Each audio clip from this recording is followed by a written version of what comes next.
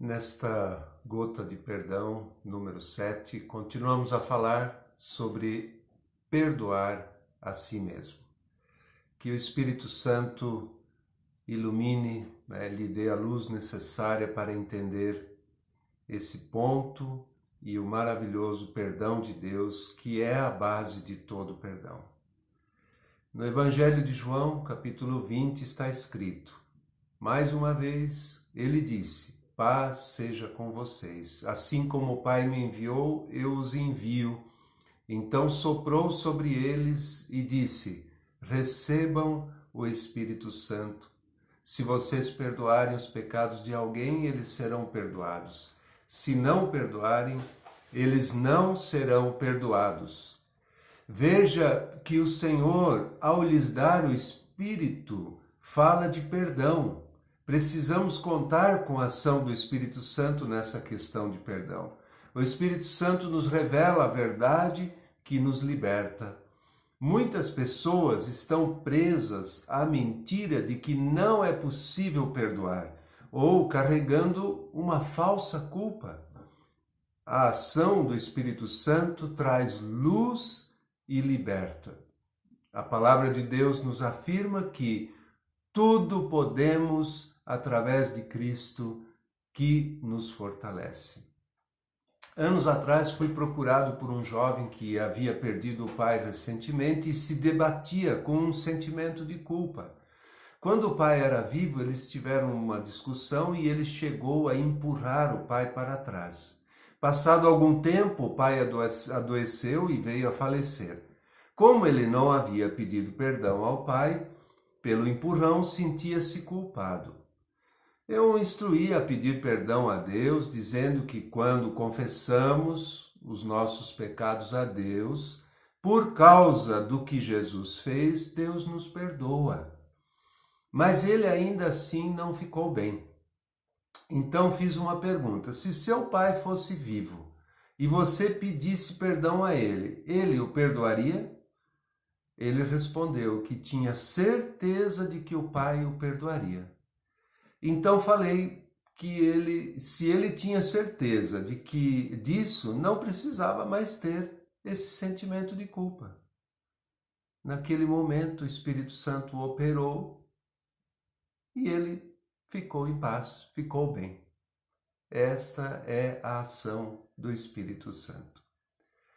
Podemos e devemos contar com o poder e a atuação do Espírito Santo se estamos buscando perdão para alguma situação.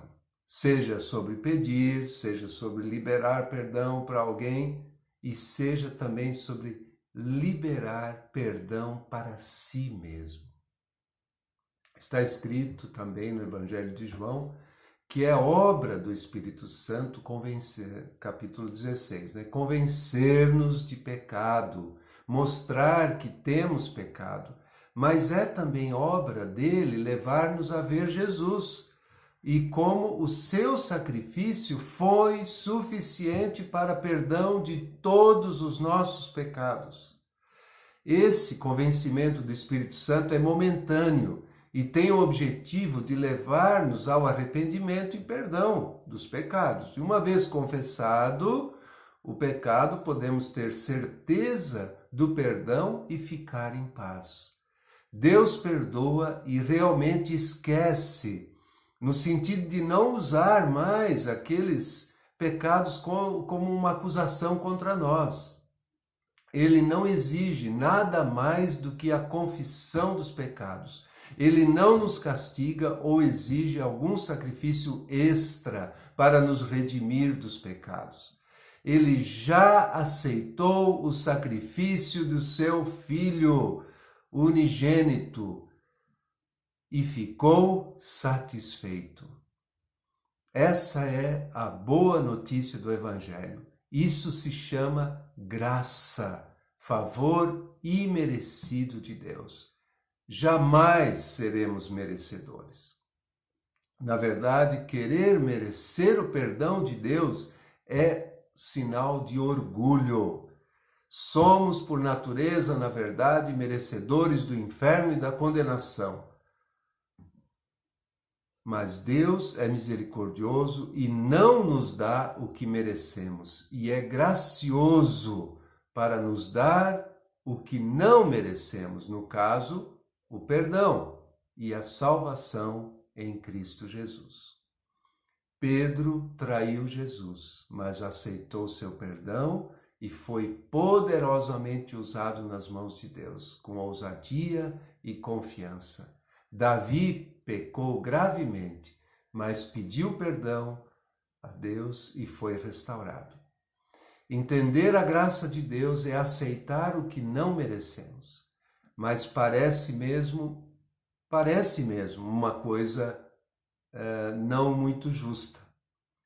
Mas para Deus é justo, pois é o que ele diz na carta do apóstolo João, capítulo 1, versos 8 e 9. Vamos ver o que está escrito. Se afirmamos que não temos pecados e enganamos a nós mesmos e não vivemos na verdade. Mas se confessarmos os nossos pecados, ele é fiel e justo para perdoar nossos pecados e nos purificar de toda injustiça. Veja como é sério e como o próprio Deus está comprometido com a sua palavra. De certa forma, ele não seria fiel e não seria justo se não nos perdoasse. Havia uma dívida impagável que Jesus pagou por nós.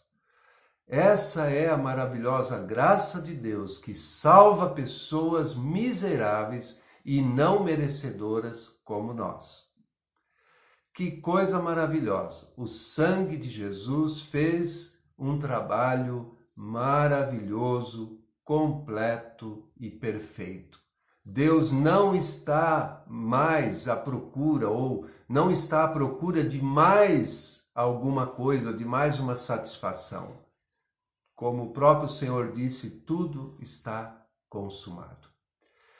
Nós nos perdoamos na medida em que realmente cremos nisso. Nisso que foi apresentado, no perdão de Deus. Tudo depende da nossa compreensão de Deus e da sua forma de agir. Ele concede a graça, é benevolente e ele não quer que nos sintamos culpados. Ele conhece nossa estrutura, sabe que somos pó, como diz o Salmo 103. Não há nada mais atormentador do que o sentimento de culpa, mas o amor de Deus afasta o medo. Quanto mais perto estamos de Deus, menos medo haverá, porque Deus é amor. O Espírito Santo nos mostra nossos pecados para que os reconheçamos e os confessemos e sejamos perdoados para então seguir em frente e deixar o passado ser passado. Se depois de confessar os pecados houver acusação, ela vem de Satanás. Ele é o acusador dos irmãos, como está escrito em Apocalipse, capítulo 12. Por isso, se não nos perdoarmos, daremos espaço para ele nos prejudicar e prender em suas mentiras. Lembre-se, todas as acusações em cima de pecados confessados vêm de Satanás, nosso inimigo. Sejamos sensíveis ao Espírito Santo. Deixemos que a verdade de Deus penetre em nós e nos liberte. Veja o testemunho do irmão César, filho da irmã Benedita Braga. Meu nome é César e eu quero contar para vocês o que aconteceu comigo. Em 2005, quando eu tinha 33 anos, eu resolvi que eu queria ser batizado. Então, antes do meu batismo, a gente marcou uma reunião na casa da minha mãe. Estava presente a minha mãe, Dona Benedita, o pastor Francisco, Comunidade Cristã para a Família, eu e o meu padrasto, que era também Francisco. Então, a gente conversando, falando muito sobre o perdão, foi me feita uma pergunta: qual a pessoa a gente tem mais dificuldade em conseguir perdoar? Então eu fui logo respondendo: meu pai, porque eu sou filho de pais separados desde sempre, desde pequenininho, e como meu pai não estava ali, era mais fácil falar isso. E aí ele disse: não, Então eu meio sem graça olhei para minha mãe e falei, minha mãe? Ele disse, não. Aí eu sem saber a resposta, ele me disse, se perdoar é o mais difícil. Quando ele falou isso, eu caí em choro. Comecei a chorar e ninguém entendeu nada, por que eu estava chorando. Só eu sabia o que passava dentro de mim. Todos começaram a chorar comigo e quando eu me acalmei, aí eu expliquei que em 1987 a minha mãe morava numa favela, barraquinhos de madeira, às margens de uma rodovia. E todo final de semana meu pai me levava e eu ficava lá, na casa da minha mãe. E eu tinha um irmãozinho lá, o Jader, ele tinha 5 aninhos. E quando chegava no domingo à tarde que eu precisava ir embora, o Jader se agarrava nas minhas pernas que não queria que eu fosse embora. Aí eu explicava para ele que eu tinha que ir para a escola, estudar, né? Que no outro final de semana eu vinha e ficaria com ele de novo. Aí ele deixava. No outro final de semana a mesma coisa. Domingo à tarde ele se agarrava em mim e não queria que eu fosse embora. Eu explicava que eu ia para a escola, mas que eu voltaria, né, para ficar com ele. Só que teve um final de semana que eu não voltei. Eu não fui na casa da minha mãe. Eu estava na casa de um amigo, do lado era um bar de esquina que passava a rua principal do bairro e começou um movimento enorme de ambulância e bombeiro passando ali. Quando o dono do bar chegou, ele falou que tinha acontecido um acidente terrível lá na favela, que um ônibus desgovernado tinha entrado no meio dos barracos, destruído um monte de barraco e poderia ter acontecido ter vários mortos, né? Eu fiquei apreensivo, mas mesmo assim eu não comentei com ninguém que a minha mãe morava lá, para alguém me levar lá. Ninguém sabia que minha mãe morava na favela, nem um dos meus amigos. Eu voltei para minha casa, comentei com meu pai, mas anoiteceu, eu fui para a cama, deitei e no meio da noite eu ouvi uma voz: César! Quando eu ouvi essa voz, eu sabia que algo de errado tinha acontecido. Ao abrir a porta, era uma de minhas tias e ela disse: César, seu irmão morreu. Você vai vir com a gente agora ou depois você vai? Aí eu respondi que depois eu iria. Quando clareou o dia, eu fui até o velório. Logo chegando, uma amiga da nossa família veio ao meu encontro chorando. César, você viu o que fizeram com seu irmão? Aí eu fui entrando no velório e avistei aquele caixão branco e uma criança dentro com uma roupa branca. Eu cheguei perto e era o meu irmão. Então essa é a imagem, a última imagem que eu tenho do meu irmão na minha mente. A partir desse momento se instalou dentro de mim um sentimento de culpa, porque eu não tinha ido naquele final de semana na casa da minha mãe para ficar com meu irmão. Porque na minha cabeça, se eu tivesse lá, esse acidente poderia não ter acontecido. Eu estar com meu irmão em outra localidade, em outro lugar, ele está comigo e não acontecer. Ele foi morto na frente da mãe dele, do pai dele, ele e uma outra garotinha que estavam dentro de um tanque de roupa cheio de água brincando. Uma tia minha quase morreu também, que foi tentar ver se conseguia salvar, quase morreu. Entendeu? Desde então, por quase 20 anos, essa culpa me perseguiu. Só que como Deus é maravilhoso, usou o pastor Francisco para me falar do poder do perdão. E desde então só restaram lembranças do meu irmão e não a culpa. Então, em 2018, 32 anos após a morte do meu irmão, no enterro da minha avó, quando eu cheguei do lado da cova, tinha 3 sacos. Eu fui pegando. Peguei o primeiro eu não conhecia o nome da pessoa. O segundo era o nome de Otávio, que era meu avô. E o terceiro era o nome de Jader, meu irmão, com uma etiqueta da data de nascimento e a morte. Ele não tinha nem 6 aninhos. Acabou o enterro, fomos embora.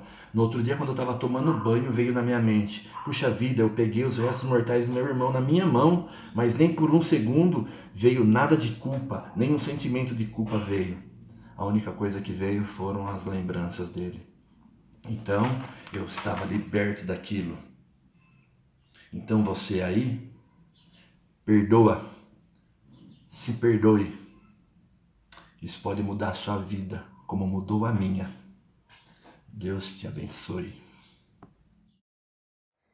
Amém, né? Graças a Deus. Louvado seja o Senhor por sua graça, seu amor e seu perdão.